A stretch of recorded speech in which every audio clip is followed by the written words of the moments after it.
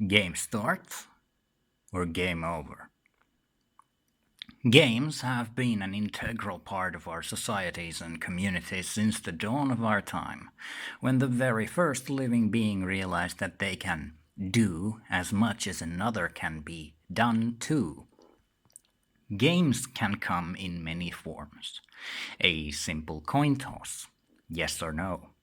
Rock, paper, scissors, 1, 2, 3, win or lose. It's a draw, best of three, 1, 2, 3, win or lose. And so the game goes.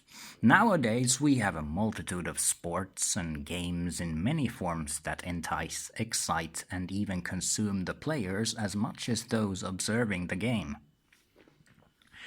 We raise great players on a pedestal and strive to either learn from them about a particular game or to just enjoy the journey of seeing a team in blue against a team in red fight each other to determine who is greater. But is the losing team any less great?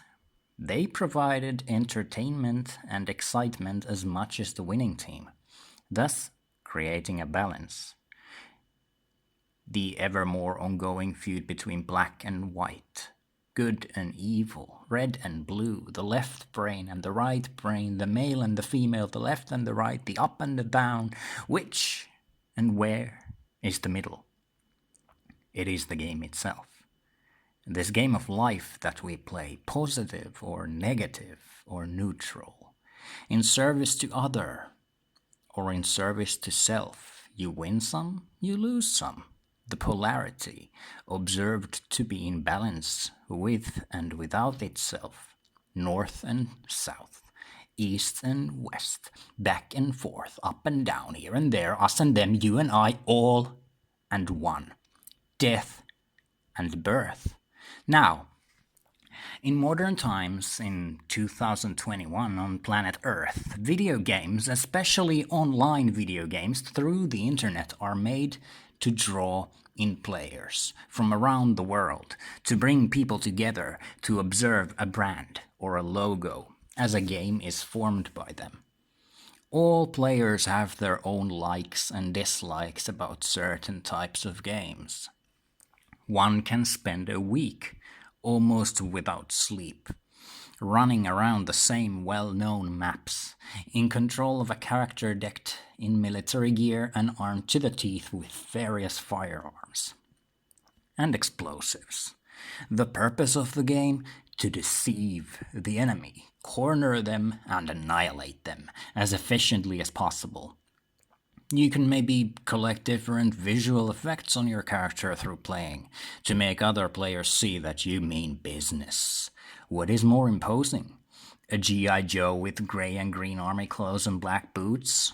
Or a rainbow-colored clown with a horse's head blasting their enemies with heart-shaped bullets that leave a trail of emerald fire?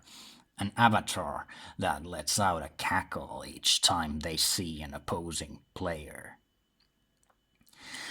Now, I would like to give a shout out to games that I have personally enjoyed very, very much, and then give you reasons as to why they resonate with myself in a way that says a lot about the very universe itself.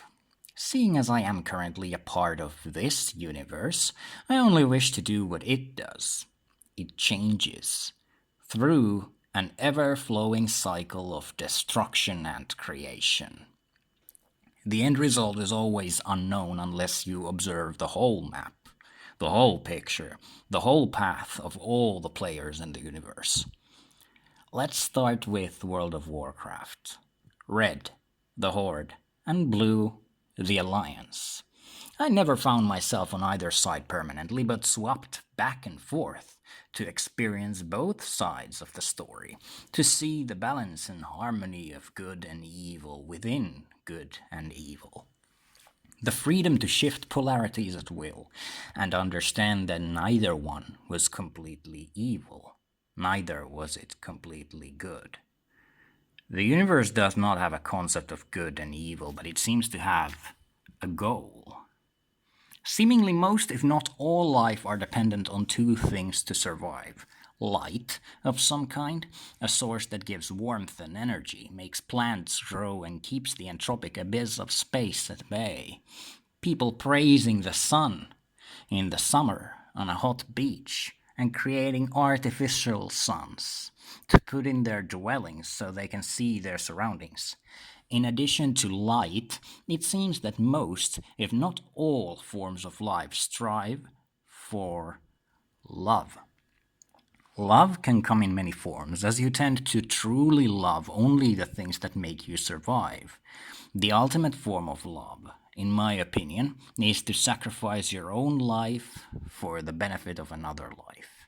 Be it a significant other or your offspring, most humans would not hesitate to die to give their offspring have a chance at life. Love and light. Those seem to be the driving forces of life as we know it. That brings us to the next video game franchise I enjoy a lot. Destiny. Particularly the second installation of the series. In Destiny, you take on the role of a guardian, an immortal superhuman, or robot, or an awoken human-ish blue person. Your immortality and superpowers come from a source called the Traveler, a giant machine, not much unlike the moon, that sends out ghosts of light to empower the Guardians, giving them such immense power that the Guardians became the leaders and guides for the rest of mankind. You fly around the solar system, punishing evildoers and saving the world, time and time again from the forces that would do harm in their service to themselves. But are the Guardians right in killing other beings? Who is to say? Maybe from the point of view of one of their enemies, the Guardians are the bad guys. They just don't get what they're doing wrong. But the ghosts that shine the light on these guardians are adamant in their purpose, giving praise and guidance as a guardian angel of sorts, resurrecting dead guardians, healing their wounds and making them able to emit void, solar, or arc energy, see the tribunal again, to create barriers, float in mid-air, turn invisible, you name it. Now, what are the driving factors in Destiny and World of Warcraft that make them enjoyable for me personally? The cooperation, to tag together with other people and overcome obstacles, humbling and otherworldly in scope. In World of Warcraft, there was a group activity called a raid that had the players, around 20 of them, descend into a living nightmare to vanquish an entity that had corrupted the realm of dreams, so that the realm itself turned from emerald green and ivory white to crimson red and abyssal black. Dragons, giant bear, a big bird, a tree of life corrupted by a god of old, then a corrupted keeper of the grove in the form of a centaur, and eventually the Nightmare Lord himself, called Xavius. The heroes went fearlessly into the nightmare and returned balance by purging the corruption.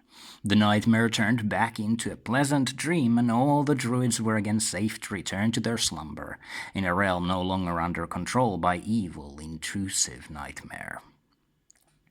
This is the essence of a game to me. To band together with like-minded individuals, either serving themselves in pursuit of better equipment and a clown suit to show their prominence, or in pursuit of others, just there to be a part of something bigger, something better, something more than themselves.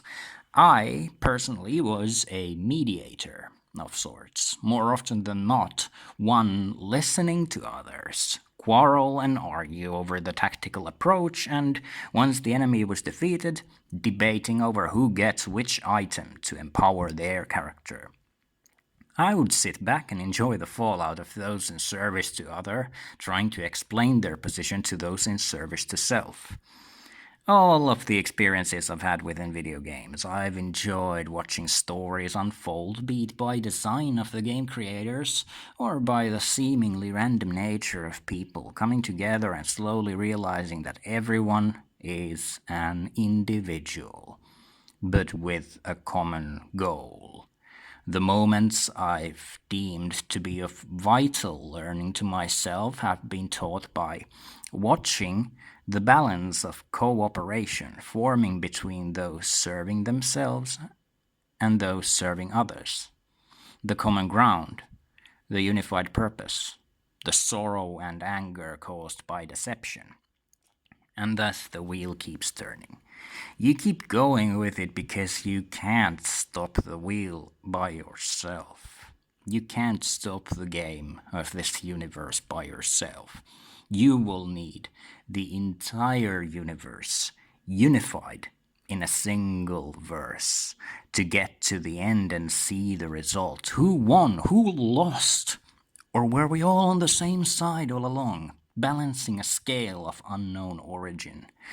To see the final game over screen and watch the credits roll until we can create a new game, a game of our own making, a game we deem important, a single original thought after completing the first one.